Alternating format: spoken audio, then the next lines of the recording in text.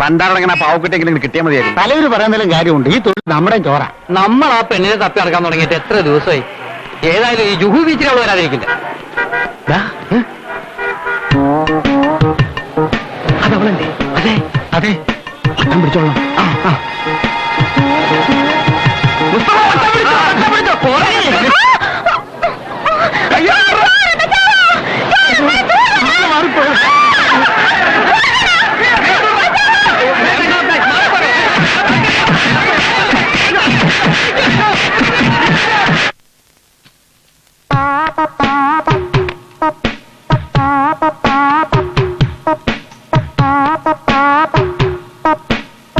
നേര് പറഞ്ഞ ഈശ്വരനെ നിങ്ങളെന്റെ അടുത്തെത്തിച്ചത്. ഓപ്പറേഷനും കഴിഞ്ഞ് ആകെ ബോറടിച്ചിരിക്കുമ്പോഴാണ് നിങ്ങളൊക്കെ ഇവിടെ എത്തിയത്. അതും തൊട്ടടുത്ത വാർഡില്. തല ഇപ്പൊ എങ്ങനെയുണ്ട്? ആകെ പാടെ ഒരു തരിപ്പ്. കണ്ണടച്ചാൽ മതി തല ഒരുമാതിരി ഡബിൾ ഡെക്കർ ബസ്സിനെ പോലെ വലിപ്പം വെക്കും. ഉറങ്ങാൻ കഴിയുന്നില്ല. ഇതെങ്ങനെയാ മൂന്നാളും ഒരേ സമയത്ത് തല കുത്തി വീണത്?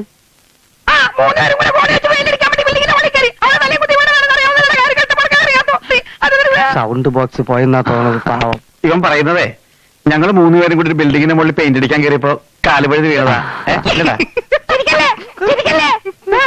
ഇവരെന്താ സാറേ പറയണത്? എന്ത് പറയാനടാ ദാസ, നമ്മള് മലയാളികൾ നാട്ടിൽ നിന്ന് കുറ്റിയും പറിച്ച് ബോംബെയിൽ വന്ന് ഓരോ പണികൾ ചെയ്ത് കഷ്ടപ്പെടുന്നു. ഇതാ കണ്ടില്ലേ, ഈ പാവങ്ങൾ ഏതോ ബിൽഡിങ്ങിന് മുകളിൽ നിന്ന് വീണ് തല മൂന്നും ഫ്യൂസായി. നാട്ടിലുള്ളവർ ഇതുവല്ല അറിയുന്നുണ്ടോ? ഒക്കെ വിധി. ഇതാ പിടി റാണി. കണ്ണാ, ഓപ്പറേഷൻ ചെയ്തിട്ട് വേദനയായോ കണ്ണാ?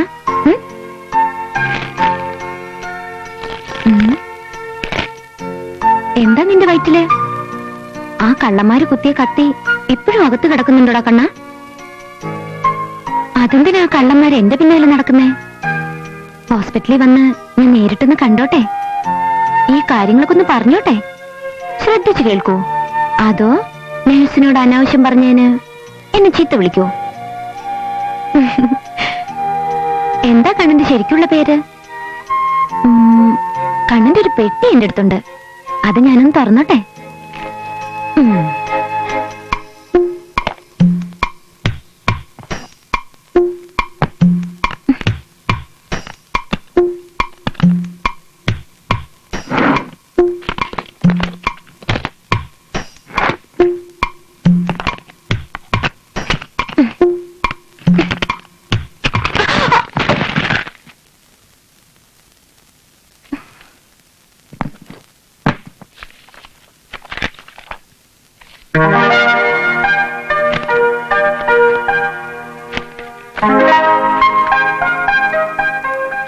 എടാ കള്ള കണ്ണാ, നിന്റെ പെട്ടി നിറച്ചും പെണ്ണുങ്ങളാണല്ലോ.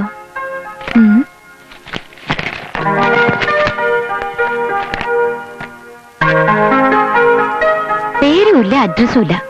ഇത് തനി കള്ളക്കണ്ണൻ തന്നെ. ഇവക്കൊക്കെ എന്നെക്കാളും ഭംഗിയുണ്ട്.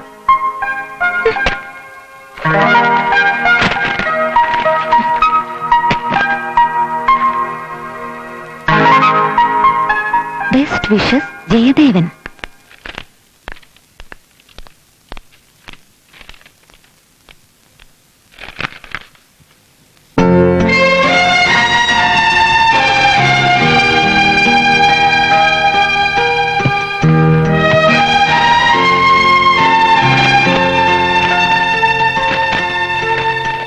എന്റെ പ്രിയപ്പെട്ട കണ്ണന്, ഹോസ്പിറ്റലിലെ നഴ്സ് ഇതിനകം നിങ്ങൾക്ക് അനാവശ്യമായ ഒരു ഭാര്യയെ തന്നിരിക്കും. എന്നോട് ക്ഷമിക്കുക. ഓഫീസിലേക്ക് പോകുമ്പോഴാണ് മുൻപരിചയമില്ലാത്ത ആരൊക്കെയോ എന്റെ പിന്നാലെ വന്ന് എന്നെ പിടിച്ചുകൊണ്ട് പോകാൻ ശ്രമിച്ചത്. അപ്പോഴാണ് നിങ്ങൾ അവിടെ എത്തി അവരെ നേരിട്ടത്. അവസാനം നിങ്ങൾ കുത്തുകെട്ടി വീണു. ഞാൻ നിങ്ങളെ ഹോസ്പിറ്റലിൽ എത്തിക്കുമ്പോൾ നിങ്ങൾ വളരെ സീരിയസ് ആയിരുന്നു. ഏറ്റവും അടുത്ത ബന്ധുക്കൾ ആരെങ്കിലും ഒപ്പിട്ടില്ലെങ്കിൽ ഓപ്പറേഷൻ നടത്തില്ലെന്ന് പറഞ്ഞു. അതുകൊണ്ടാണ് അങ്ങനെ എഴുതിപ്പോയത്. എന്നോട് ഒരിക്കലും വെറുപ്പ് തോന്നരുത്.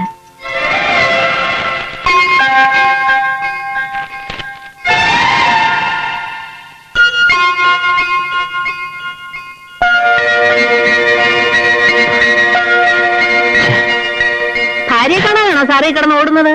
അവര് ഇപ്പൊ അങ്ങോട്ട് ഇറങ്ങിയതേ ഉള്ളൂ. അത് ശരി, അപ്പൊ ഇത് അവള് കൊണ്ടുവച്ചതാണല്ലേ. ഞാൻ വിചാരിച്ചു ഇവിടെ ഇങ്ങനെ അസുഖം മാറി പോകുമ്പോ ബൊക്കെ കൊടുക്കലൊക്കെ ഒരു പതിവായിരിക്കുമെന്ന്. പിന്നെ ഡോക്ടർ ഒന്ന് ഓടാനും പറഞ്ഞു.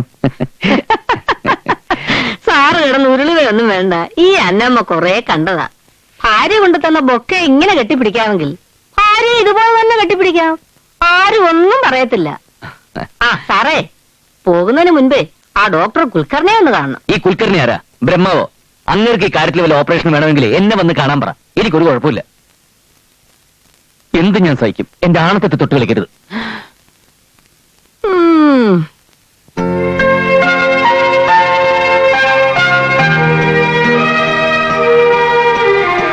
സകല ബില്ലും സാറിന്റെ ഭാര്യയെ കെട്ടിക്കഴിഞ്ഞിരിക്കുന്നു. ഇനി ഇവിടെ നിന്ന് പോകാനൊരു ആംബുലൻസും കൂടി അവർ സംഘടിപ്പിച്ചു തന്നാൽ ഭംഗിയായി. ആരാണ് സാറേ സാറിന്റെ ഇത്രയും സ്നേഹമുള്ള ആ ഭാര്യ? ഈ പൂക്കളാണ് സത്യം. എനിക്കും ഇപ്പൊ അവളെ കാണുന്നുണ്ട്. അതവളാടാ. ഏതവള്?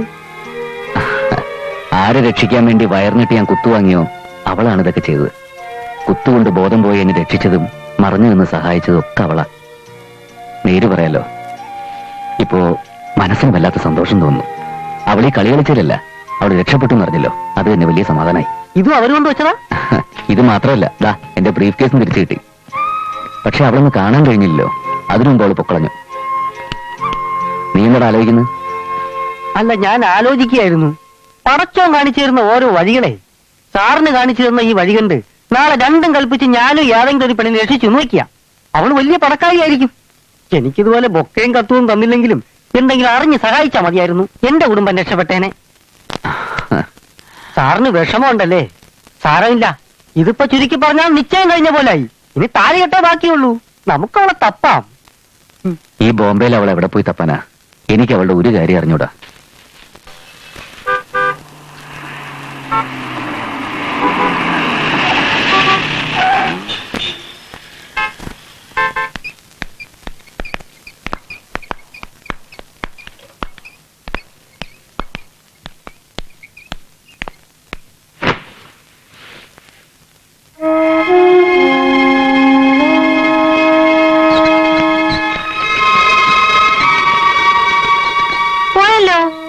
വീട്ടിലെത്തിയില്ലേ? ഇല്ല, ഞാനും ഇത്തിരി വൈകി. കണ്ടിട്ട് പോയാ മതി എന്ന് കുട്ടിയോട് ഞാൻ അപ്പോഴേ പറഞ്ഞതല്ലേ. ആ ബൊക്കയും പിടിച്ച് കുട്ടിയെ നോക്കി വരാന്ത മുഴുവൻ ഓടി നടക്കുകയായിരുന്നു. പാവം സ്നേഹ കുട്ടി. കുട്ടിയോട് നല്ല സ്നേഹമുണ്ട്, അത് പുറത്ത് കാണിക്കുന്നില്ലെന്നേ ഉള്ളൂ. കുട്ടിക്കൊരു കുഞ്ഞിനെ തരാൻ കഴിയാത്തതിൽ അദ്ദേഹത്തിന് നല്ല ദുഃഖമുണ്ട്. ആ മുഖം കണ്ടാൽ അറിയാം. ഇവിടുത്തെ ഒരു ഡോക്ടർ കുൽക്കർണിയെ പറ്റി ഞാൻ കുട്ടിയോട് പറഞ്ഞിട്ടില്ലേ? അബദ്ധവശാൽ ഞാൻ ആ കാര്യം കുട്ടിയുടെ ഭർത്താവിനോടും പറഞ്ഞു നാവെടുത്തില്ല. എന്റെ നേരെ ചാടിക്കയറി. പിന്നെ ഞാനും കണ്ടിട്ടില്ല. ഞാൻ സത്യം പറയാം, അത് സിസ്റ്റർ കരുതുന്ന പോലെ ഞങ്ങൾ തമ്മിൽ അങ്ങനെ ഒരു ബന്ധമൊന്നും. ഒന്നും പറയണ്ട, തെറ്റ് നമ്മുടെ ഭാഗത്താ. എത്ര വന്നാലും എന്തെല്ലാം പ്രശ്നം കുടുംബത്തിലുണ്ടായാലും നമ്മൾ പെണ്ണുങ്ങൾ അങ്ങേയറ്റം വിട്ടുവീഴ്ച ചെയ്യണം. എന്നാലേ കുടുംബത്തിനൊരു ഉറപ്പുണ്ടാവൂ. കുട്ടിക്കറിയാവോ, 14 വർഷമായി ഞാൻ ഈ ഹോസ്പിറ്റലിൽ ജോലി ചെയ്യുന്നു. ഇത്രയും നല്ല സ്വഭാവമുള്ള ഒരു പേഷ്യന്റിനെ ഞാൻ കണ്ടിട്ടില്ല. നേഴ്സുമാർക്കൊക്കെ എന്തെങ്കിലും ഒരു കംപ്ലൈന്റ് വേണ്ടേ? ഒരു നല്ല മനുഷ്യൻ.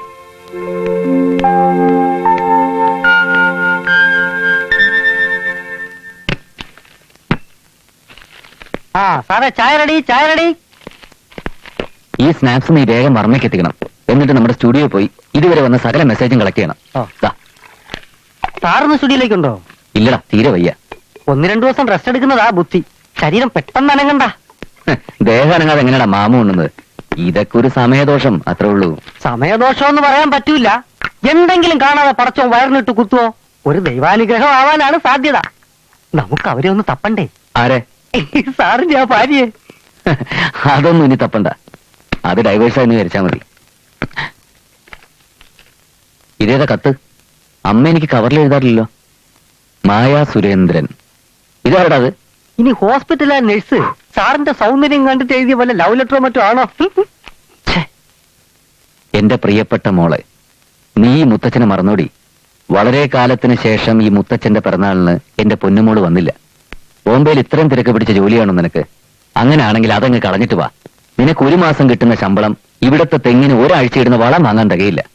നിനക്കും നിന്റെ 2 തലമുറയ്ക്കും മേലനങ്ങാതെ കഴിയാനുള്ളത് ഇവിടെ ഉണ്ട്. ആഗ്രഹിക്കുന്ന സമയത്ത് മോളൊന്ന് അടുത്ത് കാണാൻ കഴിയാതെ മുത്തച്ഛൻ ഇങ്ങനെ ജീവിക്കുന്നതിൽ എന്താ ഒരു അർത്ഥമുള്ളത്? ഈ കത്ത് കിട്ടി ഉടനെ മോള് വരണം. മുത്തച്ഛനും മോളെ കണ്ടേ പറ്റൂ. അതാരാ സാറേ? ആ തലയ്ക്ക് സ്ഥിരമില്ലാത്ത ഏതോ ഒരു മുത്തച്ഛൻ. വാടക ചീട്ടും കൊടുത്ത് ഞാൻ ആളെ അയച്ചാൽ വാടക കൊടുക്കണം. അല്ലാതെ തർക്കുത്തരം പറയാനല്ല ഞാൻ തനിക്ക് വീട് വാടകയ്ക്ക് തന്നത്. അച്ഛൻ എന്തിനാ ഈ വാടകയുടെ കാര്യത്തിൽ വിഷമിക്കുന്നത്? അതിന് ഞാനില്ലേ, അല്ലെങ്കിൽ ഏട്ടനില്ലേ? സ്വന്തം തന്തയെ ഉപ്പും മുളകും തേച്ച് നാലായിട്ട് മടക്കി വിഴുങ്ങാനല്ലേടാ നീയൊക്കെ മക്കളായി ജനിച്ചത്. ഈ കോയയുടെ വാടക എന്താടാ കണക്കിൽ വരാത്തത്? മൂപ്പിൽനായുടെ പിറന്നാൾ ദിവസം ഞാൻ വാടക കൊണ്ട് തന്നപ്പം അന്നേ ദിവസം കൈ തെറ്റൊന്നും വാങ്ങൂലെന്ന് മൂപ്പിൽനാരല്ലേ പറഞ്ഞേ. അന്ന് അത് മറന്നോ? നിന്റെ പേരെന്താണ് പറഞ്ഞത്? കോയ, കരിപ്പൂര് കോയ. ഞാൻ കരിപ്പൂർ കോയയാണെങ്കിലേ ഞാൻ തിരുപ്പൂർ നായരാ. ആ ദിവസം ഒന്നും കൈനീട്ടി വാങ്ങുകയല്ലെന്നേ ഞാൻ പറഞ്ഞിട്ടുള്ളൂ. പക്ഷേ അതിനടുത്ത ദിവസം ഞാൻ കൈനീട്ടും. കരിപ്പൂർ കോയയ്ക്ക് മനസ്സിലായോ? ഇന്ന് വൈകുന്നേരത്തോടെ ഇവന്റെ വാടകേന്റെ കണക്ക് പുസ്തകത്തിൽ കാണണം. അല്ലെങ്കിൽ കണക്ക് പുസ്തകത്തിന്റെ മുകളിൽ ഇവന്റെ താക്കോല് കാണണം.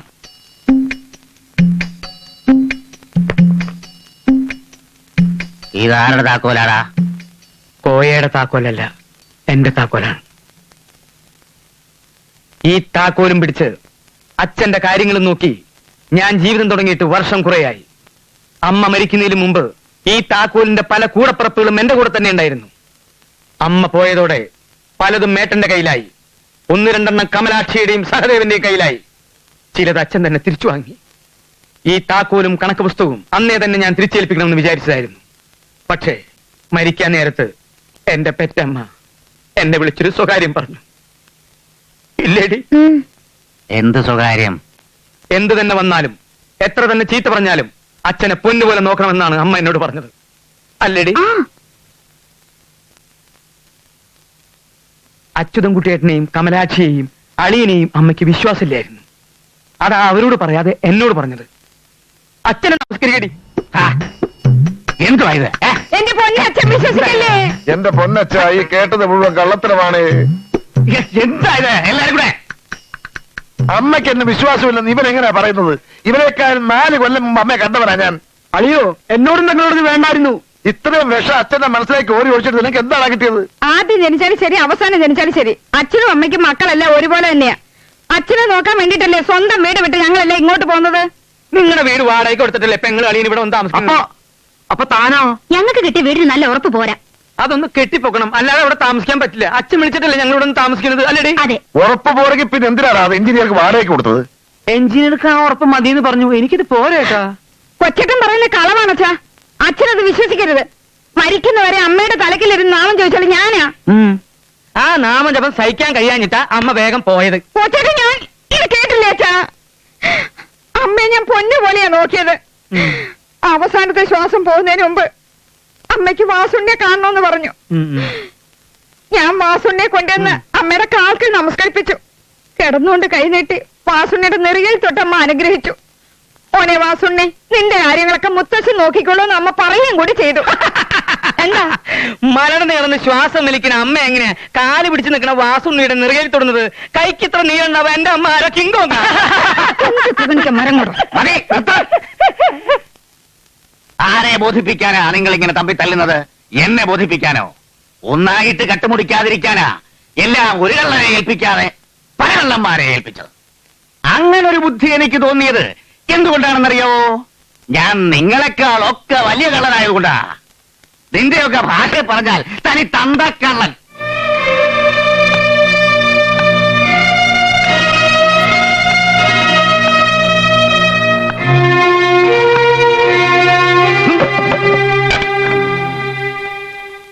എല്ലാരും കൂടെ ഒരു ചട്ടിയിൽ നിന്ന് വാരി തിന്നുമ്പോ അതിന്റെ മൂട്ടിൽ ഒരു ഓട്ട ഇട്ടിട്ട് അതി നൂറ്റാൻ നോക്കരുത്. നിന്റെ അതിബുദ്ധി ഇവിടെ നടക്കില്ല നാരായണക്കുട്ടി. എന്നെ എങ്ങനെയെങ്കിലും പാര വെച്ച് കള്ളനാക്കാനല്ലേ ഏട്ടനും പെങ്ങളും നോക്കുന്നത്? ഒന്നില്ലെങ്കിലും എന്റെ കൂടപ്പറപ്പല്ലേ? ഈ അളിയനെ കൊന്നിട്ടായാലും ശരി, വേണ്ടി വന്നാൽ ഞാനിതെല്ലാം കലക്കും. കോയയുടെ കയ്യിൽ നിന്ന് വാങ്ങിയ വാടക അച്ഛന് തിരിച്ചു കൊടുക്കാൻ പറഞ്ഞപ്പോ നിങ്ങൾ രണ്ടാളെന്താ പറഞ്ഞേ? അതെടുത്ത് സ്വന്തം കയ്യിൽ നിന്ന് കണക്കിലിട്ടോളാൻ ഞാനിട്ടു. അത് ഇത്തിരി ശബ്ദത്തിലായി പോയി. അത്രേ ഇവിടെ സംഭവിച്ചുള്ളൂ. ആ, നിങ്ങൾ എവിടേക്ക് പോണേ?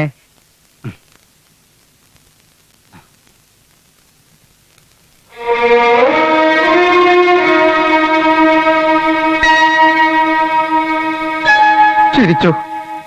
എന്നെ ഇട്ട് എല്ലാരും കൂടെ പന്ത് തട്ടുന്നത് കണ്ട് ഇതിനകത്തിരുന്നു മോള് ചിരിച്ചോ? പിറന്നാളിനോ കണ്ടില്ല, അയച്ച 2 കത്തിന് മറുപടിയില്ല. ഇവരെ പോലെ മോളും എന്നെ മറന്നു.